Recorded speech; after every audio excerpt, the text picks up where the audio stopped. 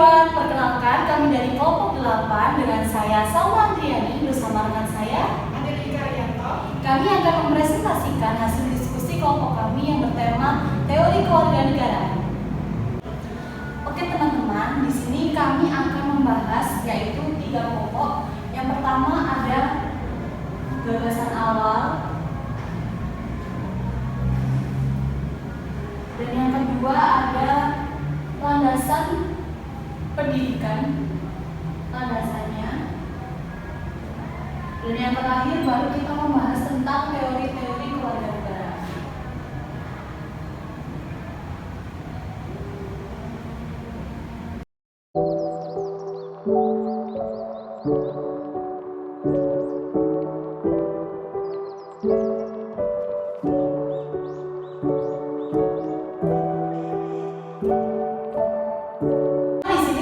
Menjelaskan tentang gagasan awal kewarganegaraan. Istilah kewarganegaraan sendiri sudah ada sejak lama. Menurut T. Panggilat pada tahun 2017, rumusan pertama kali muncul di negara-negara kota Yunani sekitar abad ke-4 sebelum Masehi hingga abad ke-7 sebelum Masehi dan mengalami perubahan di Republik Romawi. Kemudian, pada saat kekaisaran rumusan yang kedua menyangkut perkembangan negara bangsa modern pada masa revolusi di Eropa Barat dan Amerika dari abad ke-14 hingga abad ke-19 sebelum Masehi. Kemudian ada gagasan awal kewarganegaraan. Ada 2, yaitu yang pertama gagasan awal dari Yunani kuno, dan yang kedua yaitu gagasan kewarganegaraan di zaman modern.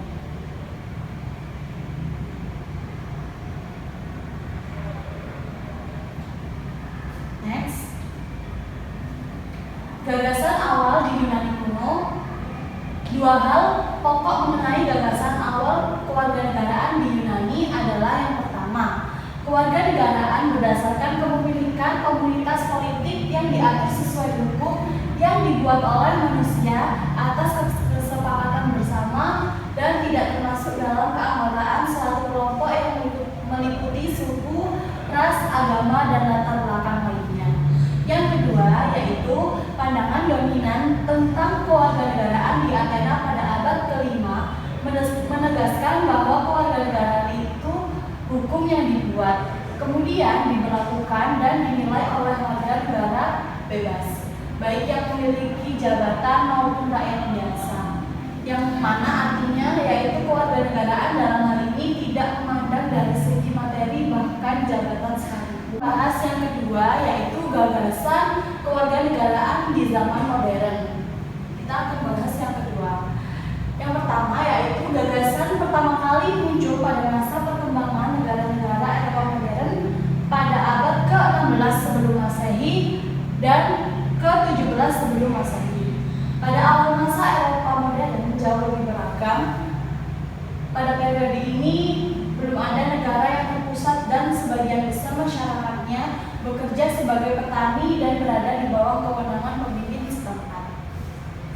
Kemudian pada pertengahan abad ke-17 hingga abad ke-18, kesenjangan sosial ini mulai terjadi di antara baik masyarakat kelas menengah maupun kelas ke atas, dan oleh karena itu akses untuk memperoleh hak menjadi lebih tertutup disebabkan pada masa tersebut dikuasai oleh para kaum elit.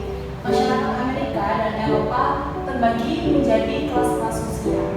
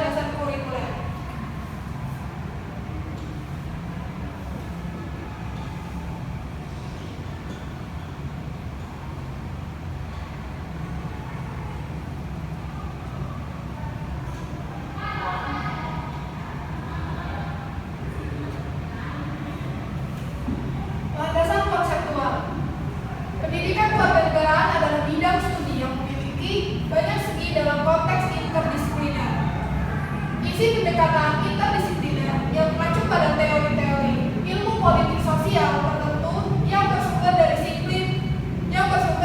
disiplin ilmu politik. Terdapat beberapa teori ilmu sosial yang memberikan kontribusi besar terhadap perkembangan pendidikan kewarganegaraan yang ada di Indonesia ini. Adapun beberapa teorinya sebagai berikut. Yang pertama adalah teori-teori dari Emil Durkheim. Belum aku bilang ke kamu,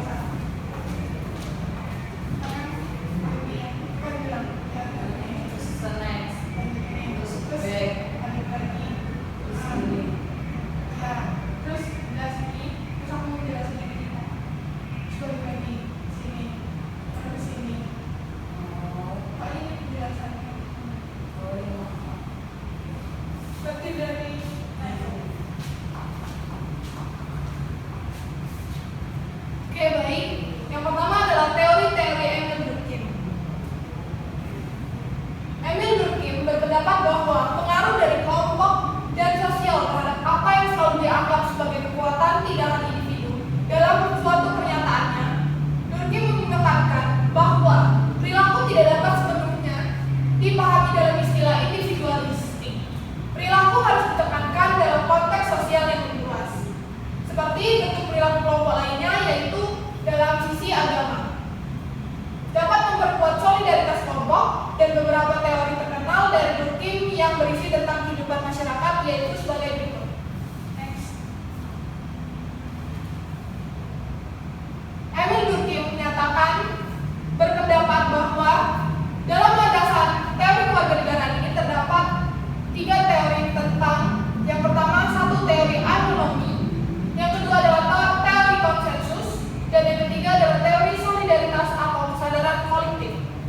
Baik, yang kedua adalah teori-teori dari Thomas Hobbes. Teori dari Hobbes ini yang menyatakan 3 teori mengenai landasan dari kewarganegaraan. Yang pertama adalah teori konteks sosial, yang kedua adalah teori kedaulatan, dan yang ketiga teori individualisme. Berikutnya yang ketiga adalah teori-teori dialog.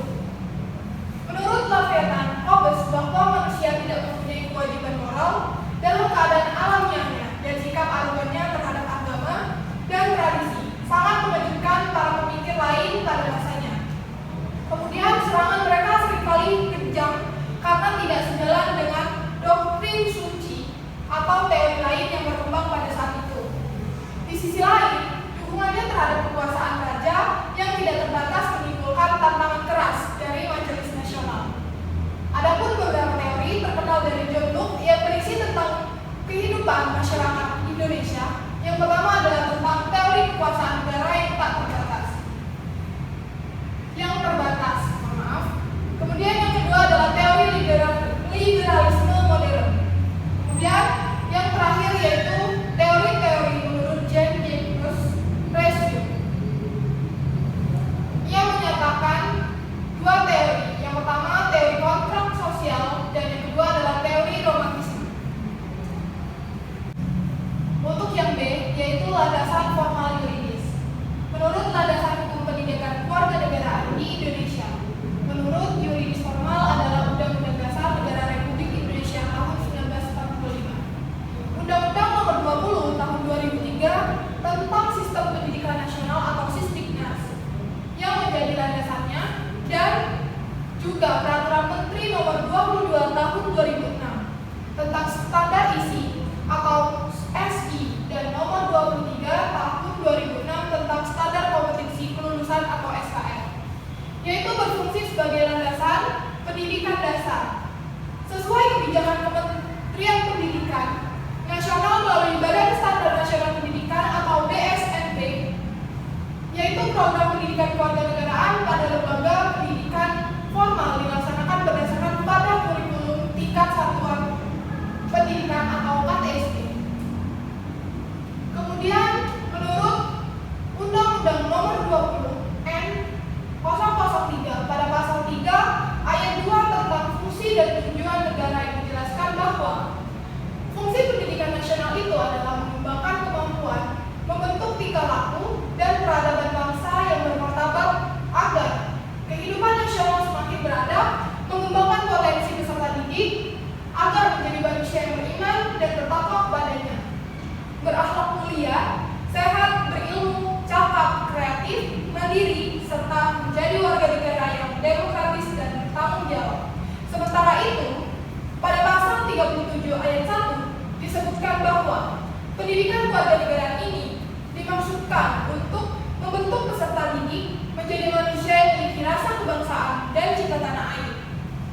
Dengan diterapkannya kebijakan otonomi pendidikan, pengembangan program sekolah sudah tidak lagi didukung oleh pemerintah pusat seperti dulu, melainkan ditugaskan pada satuan pendidikan masing-masing. Dan yang terakhir yaitu landasan kurikuler. Pada tahun 2003, Undang-Undang Nomor 20 Tahun 2003 tentang Sistem Pendidikan Nasional atau Sisdiknas yang sudah disahkan, dan undang-undang ini memberikan dampak yang signifikan terhadap perubahan pendidikan di Indonesia.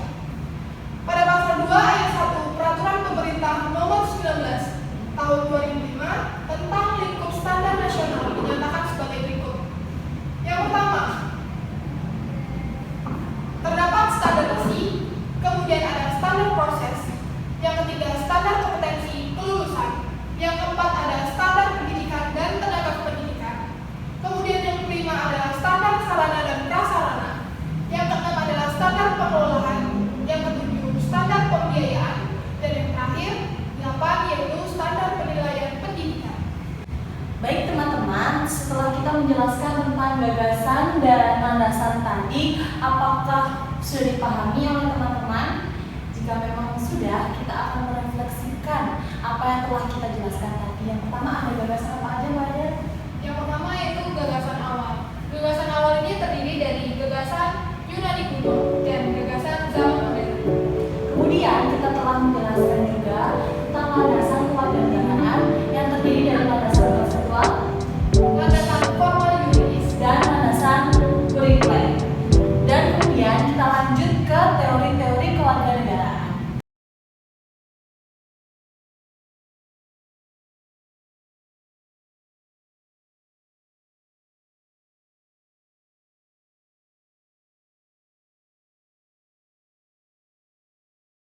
Oke, kali ini kita masuk ke inti pembahasan sesuai dengan tema kelompok kami, yaitu teori kewarganegaraan.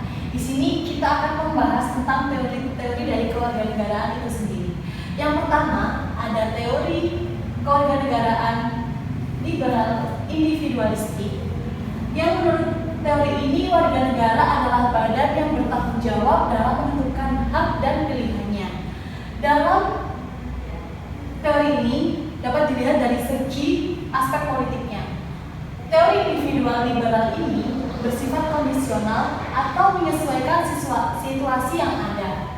Kemudian ada dua permasalahan dari perspektif teoritis libertarian tentang kewarganegaraan. Yang pertama adalah munculnya tindakan-tindakan yang merusak, bahkan saling menghancurkan satu sama lain dengan alasan kebaikan bersama.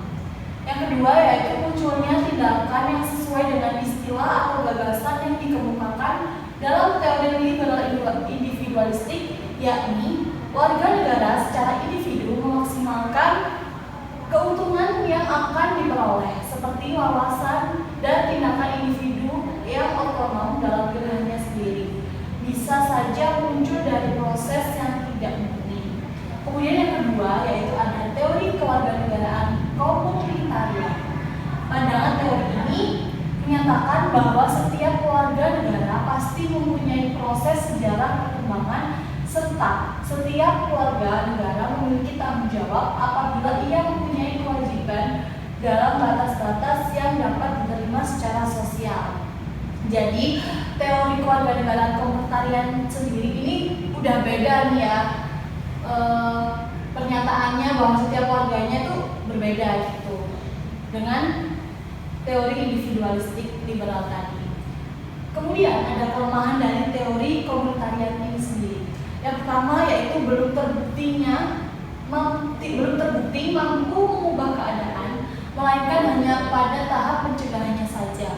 Kemudian ada kurang memperhatikan kondisi masyarakat yang sebenarnya, dan masyarakat tidak selalu mempunyai reputasi yang baik karena banyak pembatasan yang bertentangan dengan prinsip kebebasan. Kemudian ada teori kewarganegaraan republik. Teori ini memandang suatu masyarakat yang disebut komunitas publik sebagai pusat kehidupan politik. Kemudian dan yang kelebihan dari teori ini memiliki ciri-ciri dalam bersikap keberanian, kesetiaan, disiplin militer, dan kenegarawanan. Kemudian, kelemahan dari teori kewarganegaraan Republik ini terkait dengan konsep militer yang dianggap berbahaya. Oleh karena itu, sebagian kelompok dianggap acuh tak acuh terhadap persoalan ekonomi, perdagangan, serta kebutuhan pribadi individu dalam bermasyarakat. Nah, kemudian ada penyempurna dari ketiga teori ini tadi, dari teori liberal individualistik, teori komunitarian, kemudian yang terakhir tadi teori republik. Dan penyempurnanya bernama neorepublikan atau teori kewarganegaraan alternatif. 3 tantangan pada kondisi modern saat ini mengenai neorepublikan, yaitu yang pertama, identitas nasional dan politik menjadi kurang stabil dan lebih beragam.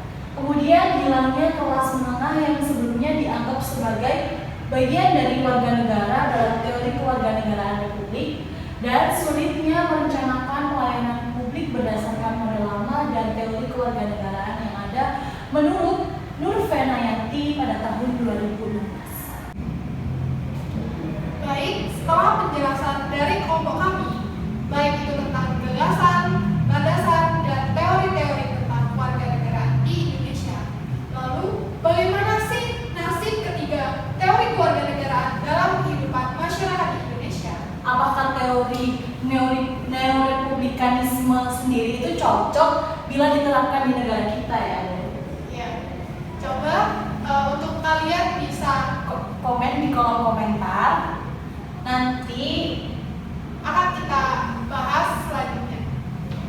Setelah kami memahami materi tentang teori kewarganegaraan ini dan mendiskusikan terkait apakah teori-teori ini cocok untuk diterapkan dalam kehidupan kewarganegaraan maupun bermasyarakat di negara kita, jawabannya yaitu masyarakat kita ini bukanlah masyarakat sipil, yaitu sipil di mana adalah individu. Akumulasi modal pada gilirannya negara bangsa merupakan suatu perusahaan dengan manajer, ahli, dan pembentukan komunitas semakin menjadi fenomena. Budaya persaingan dalam kehidupan mewarnai kehidupan baik secara lokal maupun nasional. Kemudian perkembangan institusi sosial dan pemerintahan mempengaruhi perkembangan teori kewarganegaraan.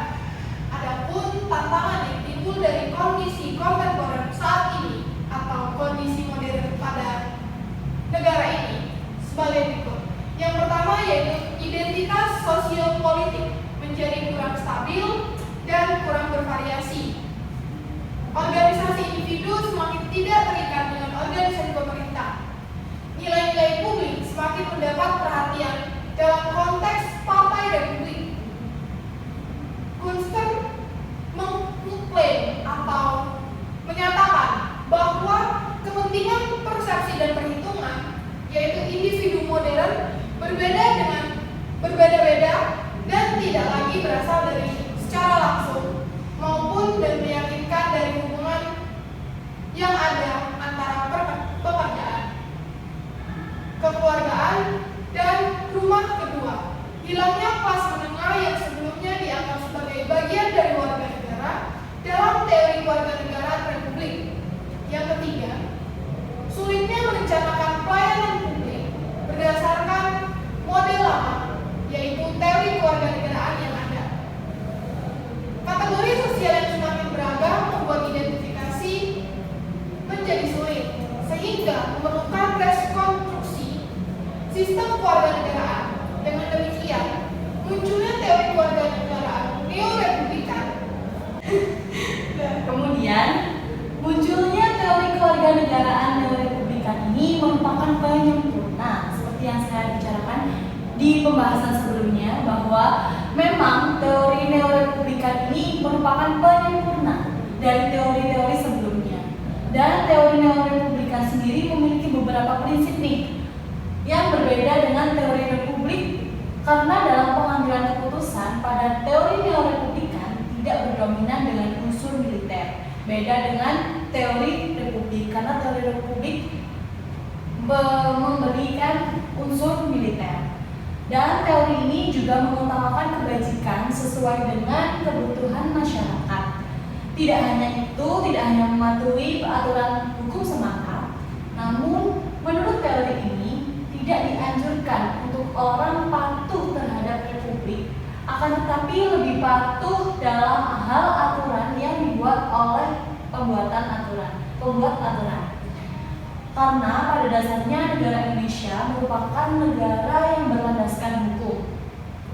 Menurut kelompok kami bahwa teori neorepublikan ini tidaklah cocok untuk diterapkan di negara Indonesia dikarenakan kentalnya budaya dan adanya ideologi yang ada di Indonesia sejak dinyatakannya kemerdekaan Indonesia. Mungkin itu jawaban dari kelompok kami. Apabila ada perbedaan pendapat, kami mohon maaf karena ini menurut pandangan dari masing-masing atau dari pribadi masing-masing. Nah, mungkin setelah ini kita akan membahas kesimpulan ya, Del. Dan mungkin sebelum kita membahas tentang kesimpulan, kita simak aja kali ya video S-Breaking biar tidak Ngantuk. biar tidak ngantuk, biar tidak bosan juga sih. Jadi kalian simak video S-Breaking sebelum kalian menyimak video kesimpulan kami.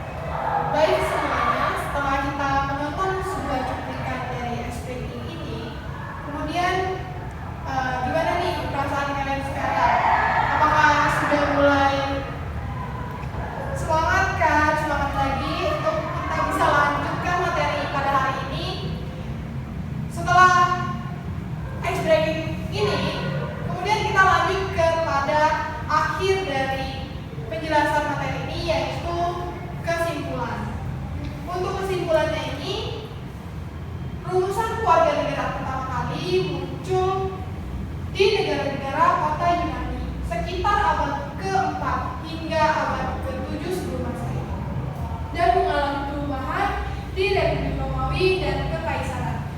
Rumusan kedua menyangkut perkembangan negara bangsa, yaitu negara bangsa modern pada masa revolusi di Eropa dan Amerika dari abad ke-14 hingga ke-19 sebelum Masehi. Berikut gagasan awal kewarganegaraan diantaranya. Yang pertama, ada gagasan kewarganegaraan di Yunani kuno. Yang kedua yaitu gagasan kewarganegaraan pada masa modern. Adapun tiga landasan kewarganegaraan yang melatar belakangi lahirnya dan munculnya kewarganegaraan itu sendiri. Yang pertama adalah landasan konseptual, yang kedua landasan formal yuridis, dan yang ketiga landasan kurikuler. Nah, selain itu, landasan munculnya kewarganegaraan ini juga didukung oleh beberapa teori-teori yang telah kelompok kami jelaskan tadi. Nah, yang pertama, masih ingat kan teman-teman? Benar sekali, ada teori kewarganegaraan liberal individualistik. Yang kedua, teori komunitarian. Kemudian ada teori kewarganegaraan republik. Nah, persoalan kewarganegaraan merupakan sebuah konsep kontekstual yang dipengaruhi oleh keadaan negara yang tidak terisolasi dari perubahan masyarakat dan pemerintahannya. Dan kenyataan ini tidak mengherankan karena persoalan kewarganegaraan berkaitan dengan persoalan kemanusiaan baik dari segi kependudukan masyarakat, warga negara serta pemerintahnya itu sendiri. Nah, mungkin itu teman-teman kesimpulan yang dapat kelompok kami sampaikan. Apabila ada kurang lebihnya, kami mohon maaf. Kita panggilkan rekan kami tadi. Oke, Adel, kita undur diri kali ya. Ya, semoga presentasi dari kelompok kami ini bisa bermanfaat bagi kalian dan bisa mudah memahami